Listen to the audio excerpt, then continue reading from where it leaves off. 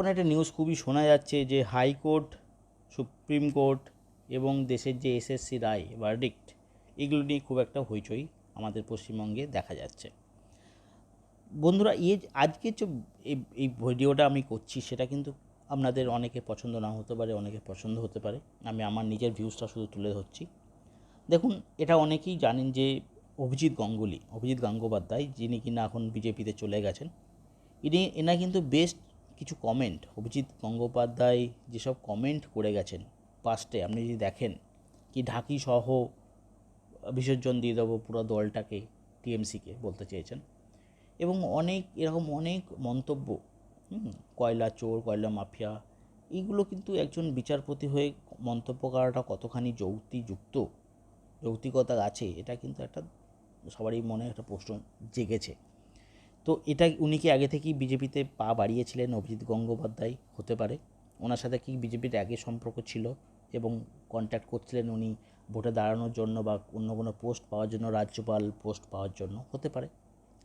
তো এইসব কিন্তু একটা আগে থেকেই কথা চলছিল। এখন যেহেতু এসএসসির রায় কলকাতা হাইকোর্টে আবার সরকারের এগেনস্টে গেছে, পশ্চিমবঙ্গ সরকারের এগেনস্টে গেছে, তখন তৃণমূলের তরফ থেকে বলা হচ্ছে যে এই রায় পক্ষপাতদুষ্ট, যেটা বিজেপি সমর্থনে গেছে। এখন কোশ্চেন হলো, এই যে 26,000 পরীক্ষার্থীর চাকরি চলে গেল, যেখানে 5,000 মাত্র কমপ্লেন ছিল, যেখানে 5,000 পরীক্ষার্থীকে নিয়ে যেখানে কোশ্চেন ছিল, সেখানে সমস্ত 26,000 পরীক্ষার্থীরই, 26,000 ক্যান্ডিডেট বাতিল করে দিয়েছে। চাকরি নেই, চাকরি বাতিল। এবং যা পয়সা ভাই তোমরা পেয়েছো এতদিন, সেটা সুদ সমেত নাকি 12% বা কিছু একটা পার্সেন্ট হারে ফেরত দিতে হবে।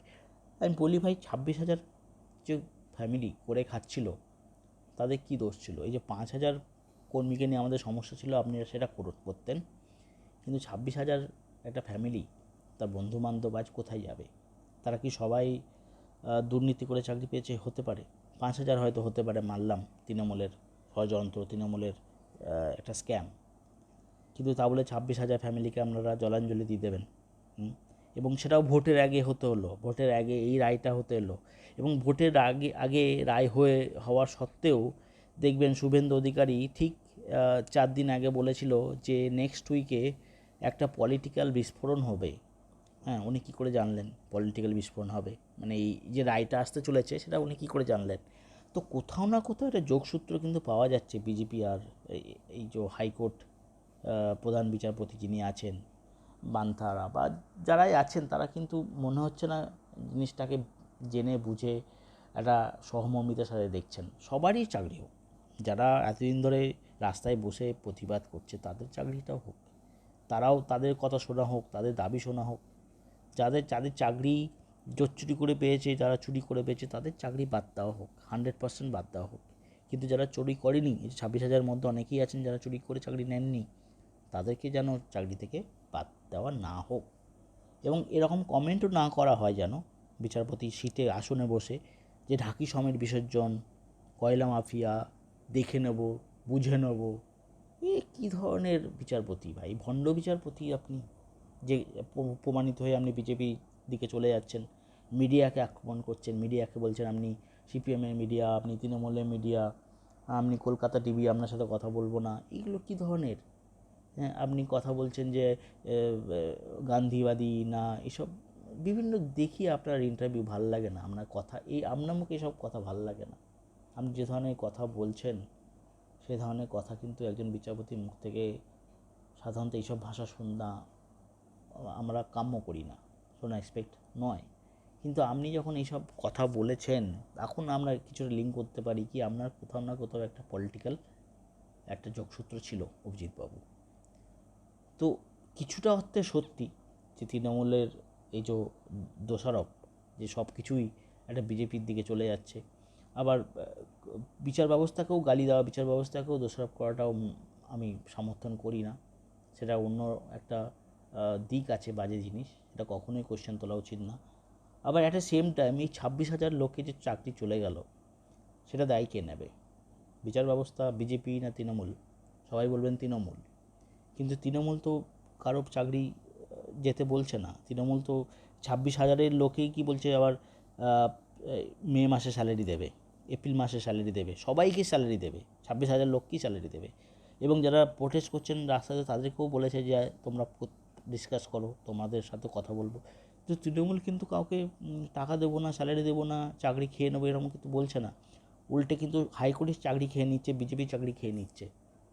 বিকাশ রঞ্জন বড় বড় যিনি ভাষণ দিয়ে সবারই চাকরিগুলো খাচ্ছেন, তিনি কি কোনো সময় দেখেছেন লোকের চাকরির জন্য প্রতিবাদ করছেন?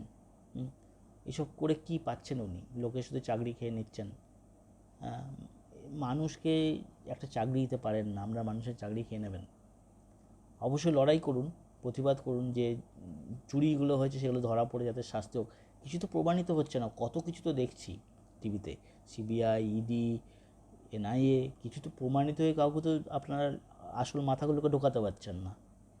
তাহলে এইসব নাটক করে ভোটের আগে এইসব সেটিংবাজি করে কী লাভ? কার কার কার আপনারা সুবিধা পাই দিচ্ছেন? বিজেপি তৃণমূল তো মনে হচ্ছে এক জায়গায় আছে, সেটিংস হয়ে গেছে নরেন্দ্র মোদীর সাথে মমতা ব্যানার্জির।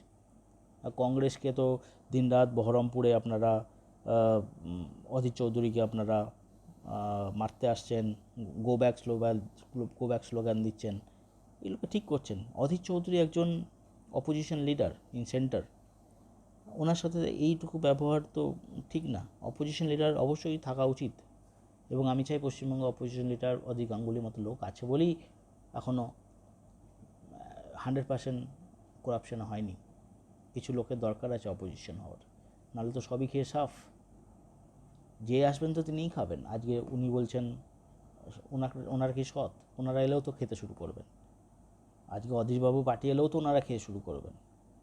আজকে সিপিএম ছিল, সিপিএমরা তো এতটা খেতে পায়নি, এখন বুঝে গেছে কীভাবে খাওয়া যায়, তো ওনারা এলেও খাবেন, বিজেপি এলেও খাবেন, তৃণমূলও খাচ্ছে। ভাই খাবে তো সবাই, কিন্তু চাকরি যারা পেয়ে গেছে তাদেরকে আবার চাকরি খুইয়ে পথে বসিয়ে দেওয়াটা, এটা কতখানি এটা সবারই চাকরি, তাহলে তো অনেক কিছুই হয়েছে। অনেকে সেন্ট্রাল গভর্নমেন্টের চাকরি পেয়েছে, সিপিএম আমলে চাকরি পেয়েছে, তাহলে তো সব তাহলে ইনভেস্টিগেশন করা হোক।